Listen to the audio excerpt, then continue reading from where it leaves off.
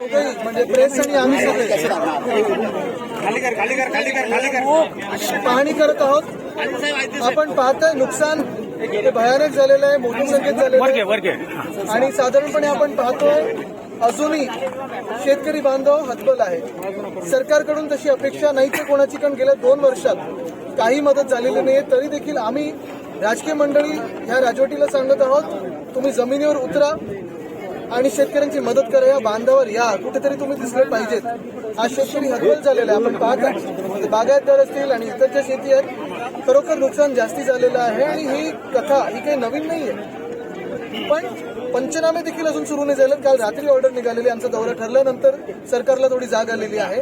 मी सरकारला हीच विनंती करीन की जरा जमिनीवर आहे आणि जी परिस्थिती ती पहा. सर, एकीकडे लाडकी बहीण सारख्या योजना राबवल्या जातात, मात्र प्रत्येक वेळेस कोणतंही सरकार असो शेतकऱ्यांचं मात्र मरण होतंय. कोणतंही सरकार नाही, आमच्या सरकारच्या वेळी उद्धव साहेबांनी जो शब्द दिला होता कर्जमुक्तीचा तो पाळला. कोविडचा काळ चालू असताना देखील, अर्थचक्र बंद असताना देखील जेव्हा जेव्हा काही राज्यावर अशी आपत्ती असेल, मग गारपीट असेल, सततचा पाऊस असेल, आम्ही मदत केली होती. बघा, सर्वांना काही सगळीच काही लगेच मदत ही अपेक्षित नसते, पण काळजीपूर्वक कोणीतरी येऊन विचारावं, धीर द्यावं हे आहे. आणि जे सरकार असतं, मायबाप सरकार असतं, त्यांनी देखील आर्थिक मदत करणं हे गरजेचं आहे. बघा, आता पहिली गोष्ट म्हणजे लगेच जी मदत येणं गरजेची आहे ती झाली पाहिजे.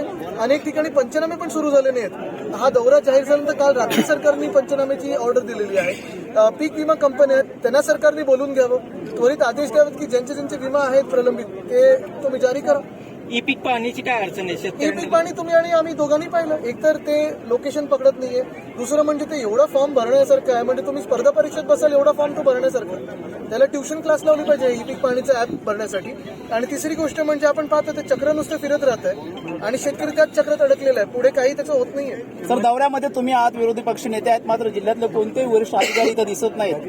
ठीक आहे, ते सरकारची ती भूमिका असेल, पण एक तहसीलदार आमच्या सोबत आहेत, काही अधिकारी आलेत. पण बघा, आम्ही अधिकारी आहेत की नाहीत ह्याच्याशी आमचं काही देणं घेणं नाहीये.